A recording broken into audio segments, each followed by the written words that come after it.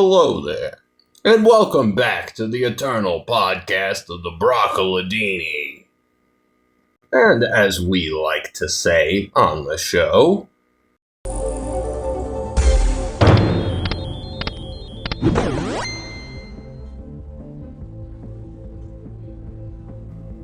shit. Yes, and here today we have for you a most special 16th episode presentation, The History of Gambling. And in the course of this topic, we will discuss knucklebones, tesserae, illegal Roman sports betting, Chinese pigeon gambling, the church lottery, the Ridotto, Monte Carlo, Las Vegas, and the Tran Gang. And since there is so very much gambling in history, we best grab our shaky dice and jump right in. Yes, since the dawn of time, people have been trying to figure out ways to take other people's money. Some have done so through offering services, others through developing investments, and still others by providing labor. Yet some people have been left to wonder, there must be another way. Since the earliest of times, the idea of divine providence, fate, and chance have been interweaved with the everyday world. Our ability to interact with these far-off divine realms has often required the interface of some little device. And one of the first little devices to be used in divination and to come to be used as the first gambling apparatus was the astrolagus. That is the four-sided ankle bone of the common sheep. Nature's first dice, used for a wide variety of divinatory purposes and as pieces in a wide variety of games in the ancient world, from roughly ancient Mediterranean, ancient Greece, ancient Mesopotamia. The classical foundation of civilization, the use of the knuckle bones, that is the sheep ankle bone, as a gambling game developed at around 2300 BCE. Many beautiful carved ancient knucklebone sets remain to this day from this time and are worth taking a look at on the internet. Egyptians got bored of the regular old sheep's bones and would fabricate knucklebone pieces, that is, sheep ankle bone shaped knucklebone game pieces from ivory and gold. The Egyptians also loved to gamble with a two-player board game called Senet. The Greeks and Romans, who had been exposed to these forms, invented their own tesserae, the six-sided dice. The ancient Romans were also very into sports betting, that is, betting upon the gladiatorial contests and chariot races that were so popular in their time. However, the ancient Roman state looked down on gambling, and gambling was technically illegal in the Roman world for 1,000 years, from 510 BCE to 476 CE. Loopholes, however, were ever present in this system. Gambling was legal during Saturnalia, the 12-day winter festival, That takes place at the same time as Christmas does now, and gambling was common behind closed doors and in small dens throughout the Roman urban areas that were largely overlooked, whether due to bribes or one or another reasons.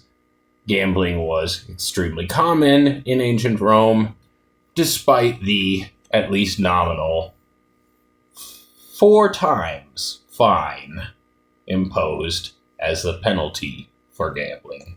This 4 times fine, meaning whatever the stake of the game was that you were caught gambling in, you would be charged 4 times that stake amount as your fine getting caught. This led, we are told, to the invention of chips, or other stand-ins for money, so that Romans, if caught gambling, could claim they were playing for worthless chips instead of actual money, when in fact the chips were stand-in for real money and had a money value. And don't think gambling was just a thing in the ancient West, because the ancient East had state-sponsored gambling from the time of the Qing dynasty, at least.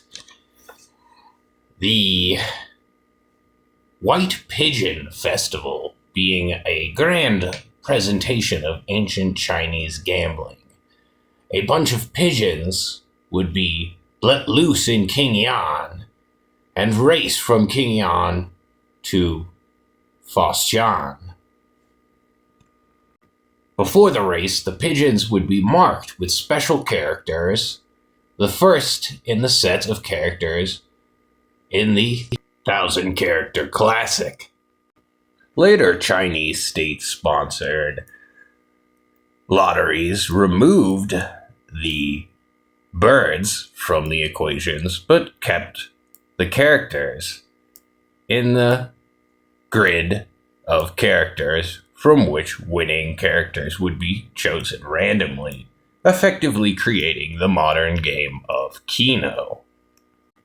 Back in Rome, the Coperni, the illegal gambling dens, continued to operate in the shadows as the church took hold and kept Rome's rules, turning up the dial on their distaste in gambling, but allowing it still during the 12-day Christmas winter holiday.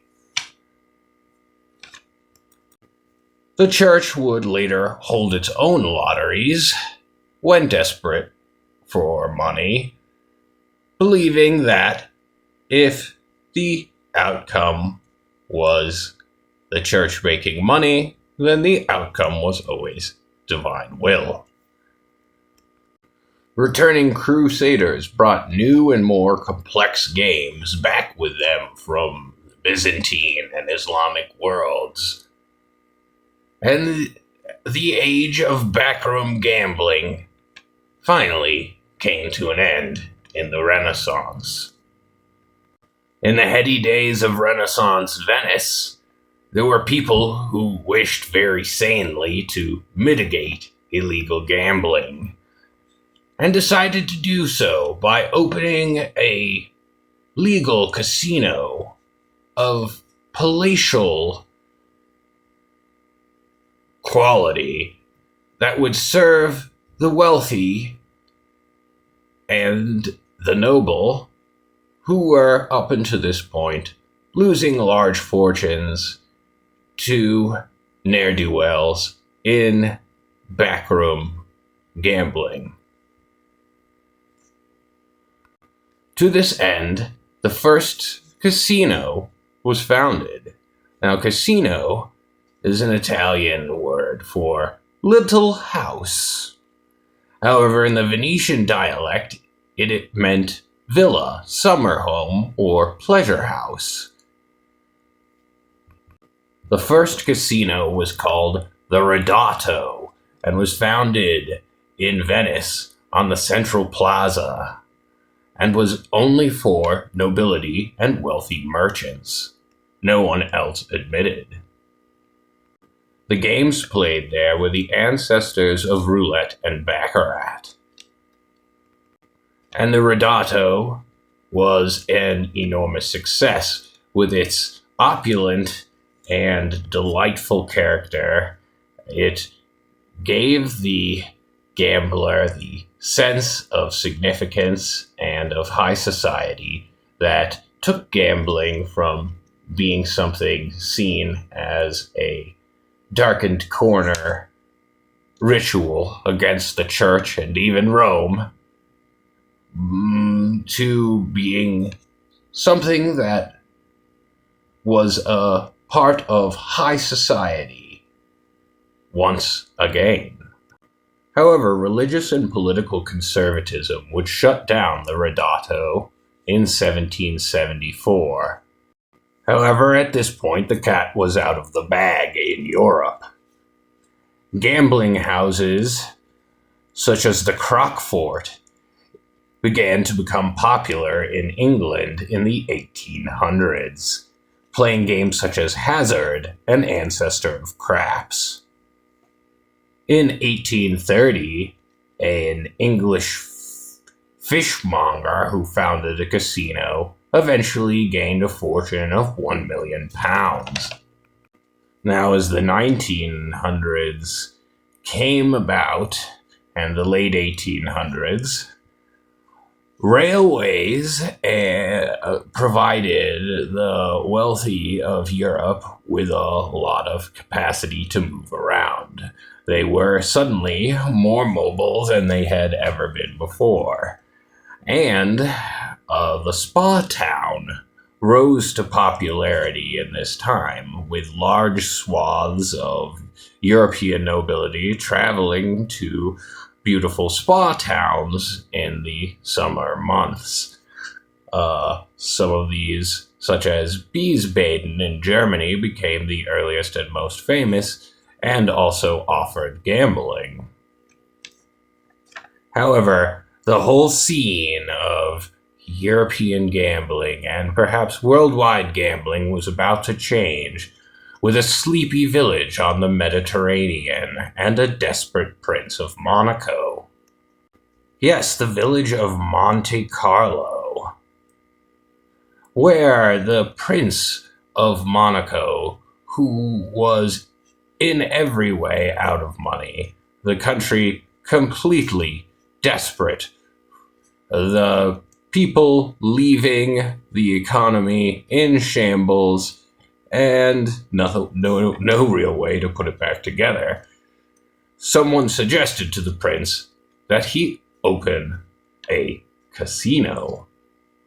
And though his original attempt in 1856 was a failure, in 1863 he hired a Frenchman named Francois Blanc, who had become famous for creating very, very successful casinos in Germany.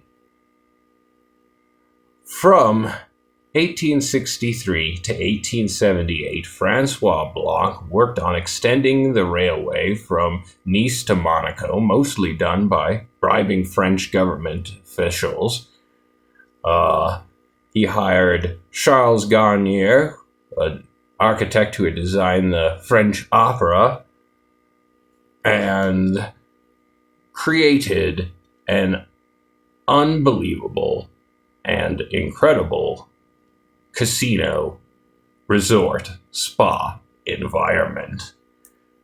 This casino was forbidden to Monaco citizens. This was to keep them from being caught up in the vast amounts of money being lost by foreign lords, and to create the feeling or illusion that the Monaco casino resorts were only for special, very wealthy European nobility.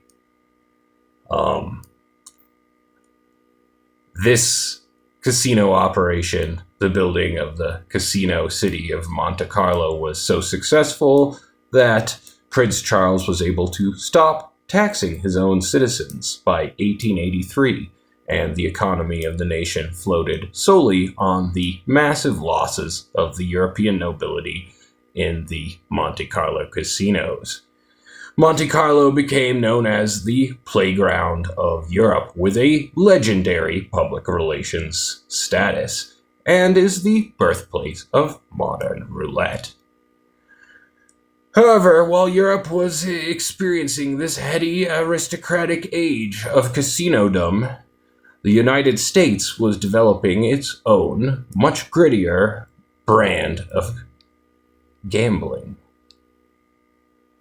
Yes, in the USA, the mighty Mississippi was home to the steamboats which plied their way from one end of the early United States to the other, bearing all manner of resources and riches, and were known to be the gambling houses of the day, offering a number of card games, but most notably poker, which had been introduced to New Orleans by the French as poké.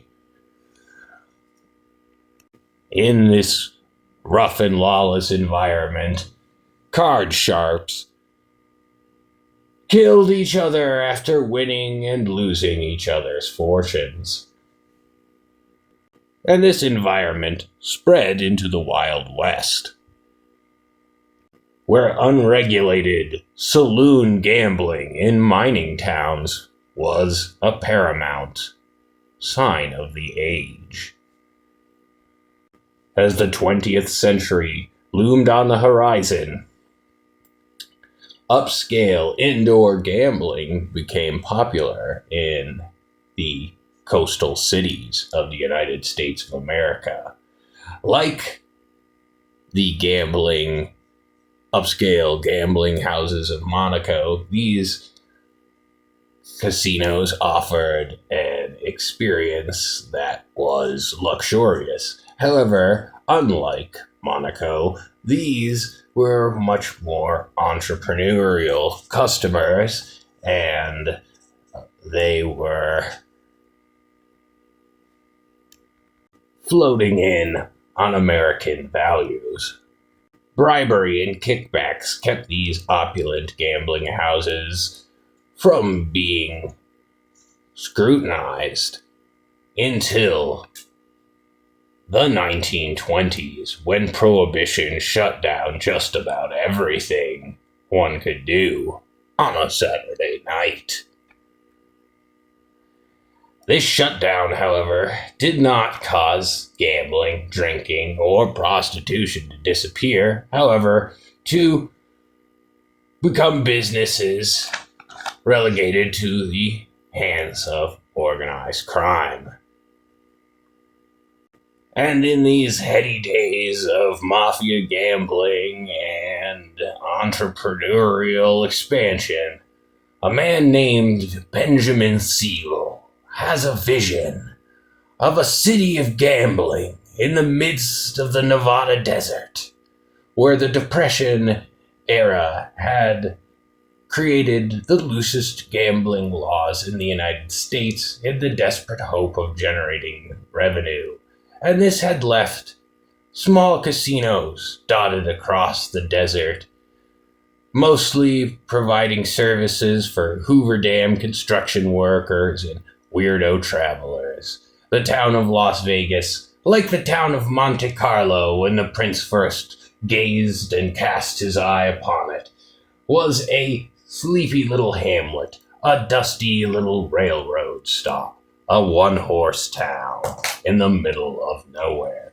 Yet Benjamin Siegel saw in it infinite potential, including its closeness to Los Angeles.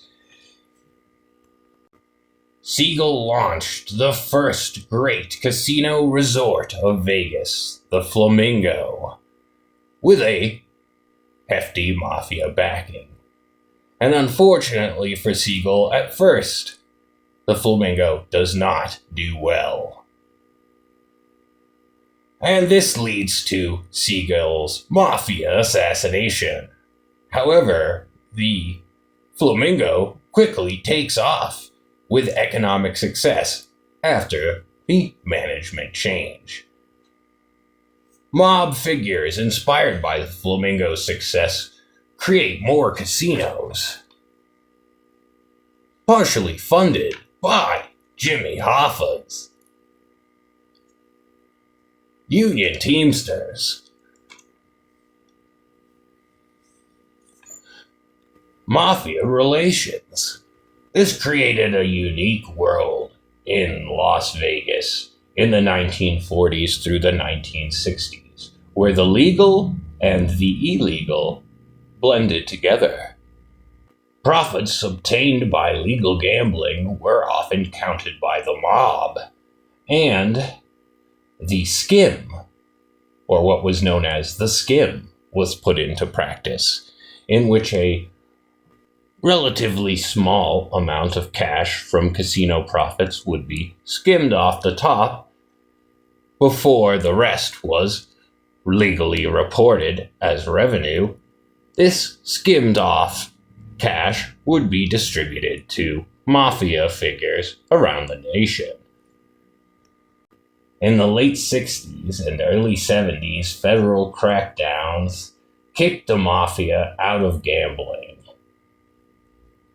And this led to the corporate takeover of Las Vegas. Initially, people were afraid of moving in on the mafia's territory, but Howard Hughes, an eccentric billionaire, legitimized the practice by buying up a large amount of the casinos in Las Vegas. First,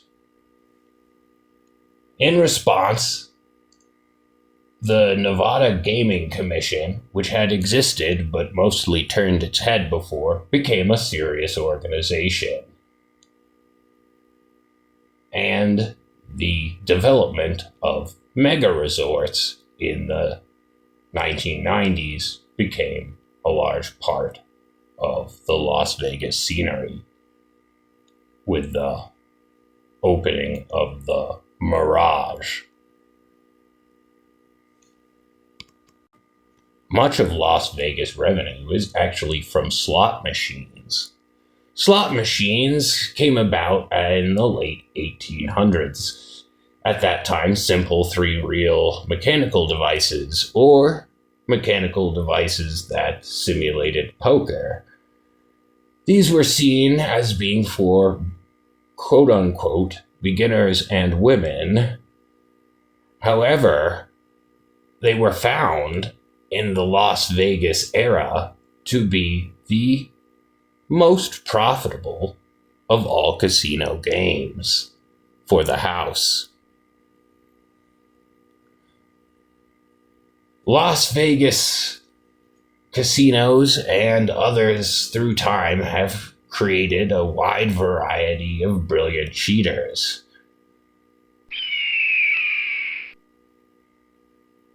Some of those inspired by Las Vegas were the Tron Gang, a Vietnamese family who had worked in casinos themselves, who went about getting dealers at various casinos to join their gang.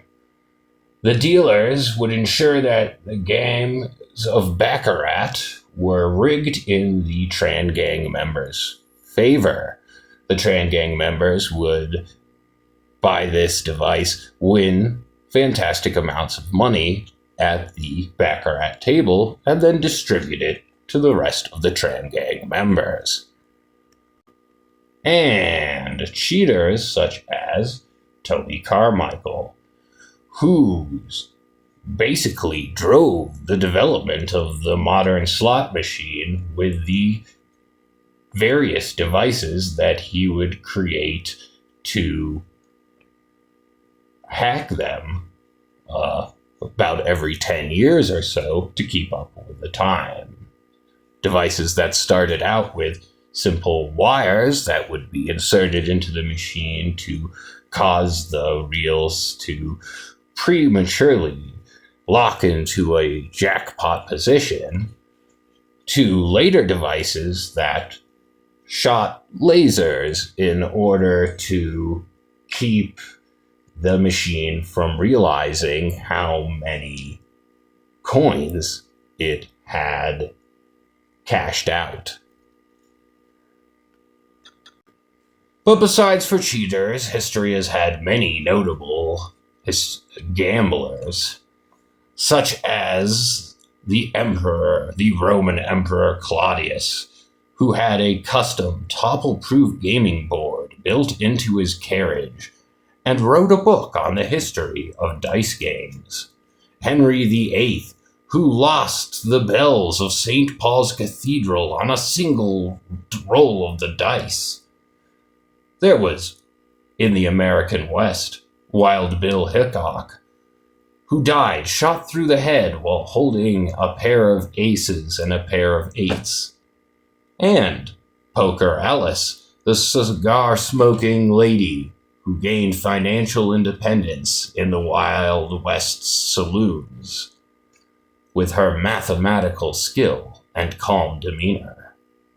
And, more recently, Archie Karras, a Greek immigrant who turned $50 into $40 million in Las Vegas and later lost it all.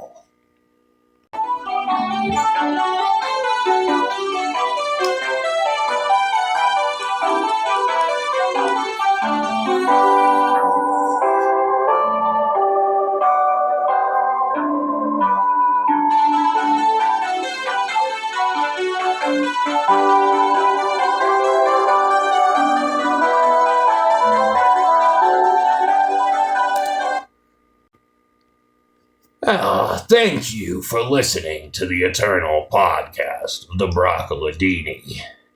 The Eternal Podcast of the Broccolo Dini is brought to you by Jimmy Hoffa's famous frozen spaghetti dinner. Don't put it in the back of your freezer because you'll never fucking see it again. And by viewers like you. I hope you enjoyed listening to this episode of the Eternal Podcast of the Broccolo Dini almost as much as I like gambling. Until next time, my friends, as I'm afraid that's all the time we have for the show right now. Au revoir!